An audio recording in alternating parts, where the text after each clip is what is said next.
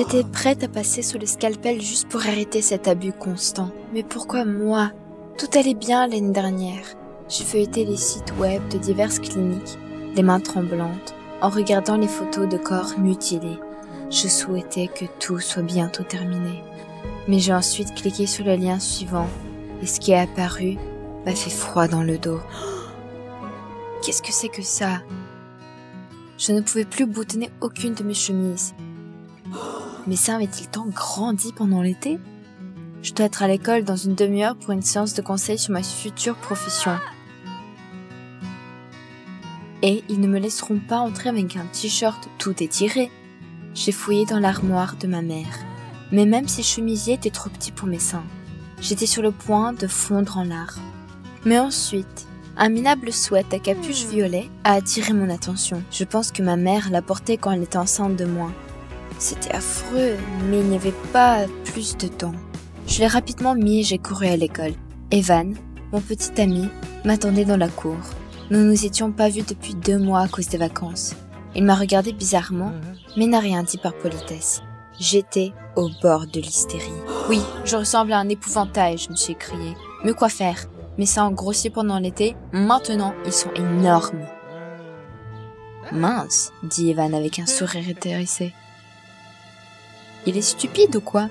Je voulais lui répondre, mais ensuite, ils nous ont appelés. J'ai dû m'asseoir au dernier bureau et me couvrir de quelques livres pendant toute la consultation. Brrr. Après, Evan m'attendait encore dans la cour. Quoi d'autre? Mais il s'est seulement excusé affectueusement et a dit qu'il voulait m'inviter sur la côte avec lui ce week-end. J'avais clairement besoin de me détendre et de faire en sorte que les derniers jours des vacances valent la peine. J'ai dit oui. J'avais un super petit ami après tout. Mais, dès le lendemain, je l'ai regretté. Je ne pouvais pas aller à la mer si mes seins ne rentrent pas dans un maillot de bain. J'ai erré dans les centres commerciaux dans le sweater de ma mère. Mais en vain. Dans tout ce que les consultants m'ont proposé, je ressemblais soit à une star de porno, soit à un sac de pommes de terre. Et si quelqu'un rêve d'une énorme poitrine, je peux partager. J'en ai assez pour 3 apparemment. Mais j'étais d'une humeur exécrable alors que je me dandinais entre les magasins lorsqu'ils ont annoncé que le centre commercial fermerait dans 20 minutes. Merde, qu'est-ce que je suis censée faire? J'ai couru jusqu'au dernier magasin en espérant y trouver quelque chose de convenable. Mais lorsque j'essayais une autre option qui ressemblait plus à un costume de saucisse, même les vendeurs n'ont pas pu contenir leur rire. C'est ça, j'en ai assez. J'aurais demandé de me préparer quelque chose qui m'irait au moins. C'est à ce quoi le consultant m'a jeté un regard surpris. Avez-vous déjà été dissuadé d'un achat par le vendeur lui-même? Moi non plus. Je suis rentrée à la maison absolument dévastée. J'avais tellement hâte que ce soit le week-end pour me changer les idées. Je ne savais pas alors que j'allais être à nouveau déçue. Quelques jours plus tard, Evan et moi sommes allés sur le côte et tout allait bien au début. Un vrai paradis. Mais le calme n'a pas duré longtemps. Ou plutôt, pas jusqu'à ce que j'enlève ma robe de plage. Dès qu'Evan m'a vu en maillot de bain, il a ru sur toute la plage comme un cheval. Je voulais m'endormir dans la honte. C'était ça, j'en avais assez. Haletant de ressentiment, j'ai couru jusqu'à l'arrêt de bus. Evan a essayé de se rattraper, mais il a ri encore et encore. Il se tortille si drôlement quand tu cours. Il ne voulait pas lâcher prise. Crétin. Je suis rentrée chez moi d'une humeur dégoûtée. Est-ce que je dois maintenant souffrir avec ces seins pour le reste de ma vie? Ça ne pouvait pas continuer comme ça. Toute la nuit, j'ai cherché sur Google ou dans notre ville. Je pouvais acheter quelque chose de joli pour les filles à forte poitrine. Mais il n'y avait rien. Mince, comment les autres personnes s'en sortent? Tu dois juste tout coudre toi-même. Ah, mais c'est une idée ça. J'ai rapidement googlé des cours de couture, mais la recherche a donné lieu à quelque chose de plus intéressant. Il s'avère que nous avons une véritable école de design. J'ai immédiatement eu l'idée d'y être transférée. J'avais déjà envoyé ma demande d'admission le lendemain matin. Et j'ai été admise. Je suis déjà à mi-chemin de mon rêve. Les 2 premières semaines à la fac se sont très bien passées. Mais l'un des tuteurs m'embêtait toujours. Il ayant enseigné notre discipline principale, il m'a fait échouer mon premier test. C'est quoi ce bordel? J'ai fait toutes les tâches. Je suis allée le voir pour savoir ce qui n'allait pas. Mais il s'est contenté de me regarder pensivement. Oui, a-t-il poursuivi. Je vois que vous avez de gros problèmes. De très gros problèmes. Que diable osez-vous? C'est une véritable honte. J'avais envie de hurler de frustration. Pourquoi ma vie a-t-elle tant changé grâce à ces deux bidons? Maintenant, je suis comme un animal en peluche avec 2 balles gonflables. Désespérée, je suis rentrée chez moi et j'ai commencé à chercher sur Google des opérations de réduction mammaire. Je n'en pouvais plus. Je ne savais pas où je trouverais une telle somme, mais j'étais déterminée à y aller. Cependant, je suis soudainement tombée sur un article. Une fille d'une ville voisine est morte de complications après une opération similaire. Waouh, un frisson a parcouru ma colonne vertébrale. Et c'était comme si j'étais dépassée par les événements. Je n'arrivais pas à croire qu'il y a 5 minutes, j'étais prête à passer sous le scalpel. C'était stupide. Une idée m'est venue. J'ai immédiatement pris mon cahier et mon crayon. Dès le matin, j'ai préparé les croquis de la nouvelle capsule. Que tout le monde voit que nous sommes belles, pas des épouvantails aux mauvaises proportions. Il y aurait bientôt un concours de jeunes designers à l'université. Et c'est ma chance. L'après-midi, sous les rires de mes camarades de classe, j'affichais déjà dans le couloir des annonces disant que je cherchais des mannequins. La principale exigence était une poitrine de taille 5. Quelques heures ont passé, mais personne n'a répondu. Après le cours, je me suis dirigée vers l'arrêt de bus, me demandant où je pourrais trouver les modèles. Soudain, quelqu'un m'a appelé. Je me suis retournée incertaine. Plusieurs filles se tenaient devant moi et chacune d'entre elles avait une énorme poitrine. Waouh! L'une d'entre elles avait une main plus grande que la mienne. Waouh, je n'avais jamais vu quelque chose comme ça avant. Les filles sont venues vers moi et ont dit qu'elles voulaient m'aider. J'ai souri. Il semblait que nous allions y arriver, mais ce n'était pas si simple. Dès le lendemain, la rumeur s'est répandue dans le collège que nous avions une équipe de lait. C'est ainsi que tout le monde dans la rue nous a appelés maintenant. Pendant la pause, les filles et moi sommes allés à la cantine pour déjeuner. Tout allait bien, mais ensuite, des garçons se sont approchés de nous. J'avais un mauvais pressentiment à l'intérieur. Le plus grand d'entre eux s'est approché de notre table et y a déposé quelques sacs de lait. « Tiens, ils sont à vous », a-t-il lâché nonchalamment. Et il a commencé à rire comme un idiot. J'ai immédiatement rougi. Je devais faire quelque chose. J'ai regardé notre plateau. Oh, c'est vrai, j'ai ramassé 2 œufs et les ai tendus tout aussi nonchalamment au type perplexe. Merci. Et je t'ai demandé de vous les rendre. Ai-je dit. Il y a eu un silence dans la salle à manger pendant 1 seconde. Mais alors, toutes les personnes présentes ont commencé à rire et quelqu'un a même applaudi. Mec, c'était à mourir de rire, mais tant mieux pour la fille a été entendue derrière. Les gars ont rougi, j'ai applaudi. Après cet incident, nous avons commencé à attirer l'attention de l'université. Certaines personnes ont demandé ce que nous faisons. Vous verrez bientôt.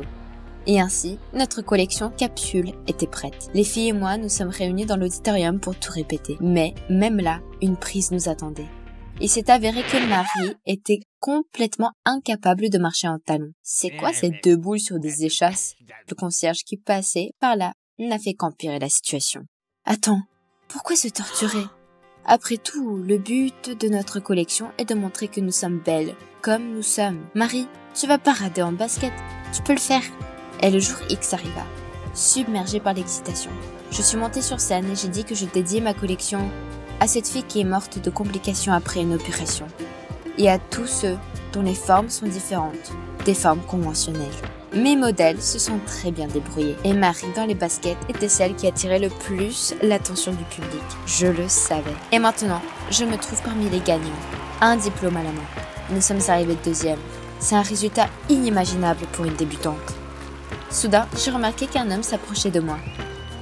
C'est le plus grand sponsor de notre ville, il y avait un murmure dans le public. L'homme s'est présenté et m'a remis un contrat de coopération. Bien sûr, je n'ai même pas hésité.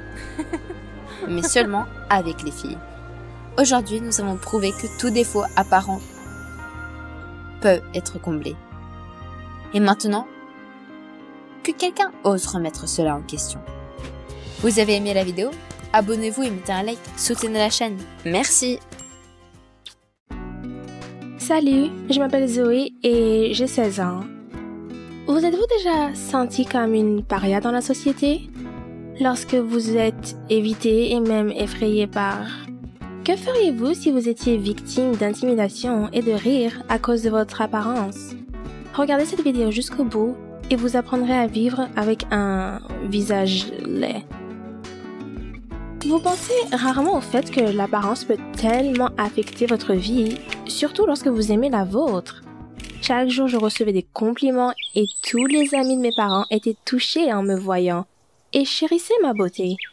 Après tout, ma mère est esthéticienne et mon père est chirurgien plasticien. Et bien sûr, les gens qui créent la beauté ont le plus bel enfant. J'étais activement impliquée dans le cheerleading. J'étais l'une des filles les plus populaires à l'école et je me suis même présentée pour le poste de présidente de l'école. J'avais un beau petit ami, David. Presque toutes les filles voulaient être moi. Et ça me plaisait. Ma vie n'était qu'un conte de fées qui s'est terminé après ce jour. Je conduisais à l'école avec mon petit ami.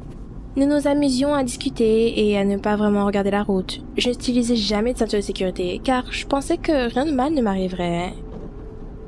Mais soudain, une voiture s'est jetée sur nous et David a perdu le contrôle de sa voiture.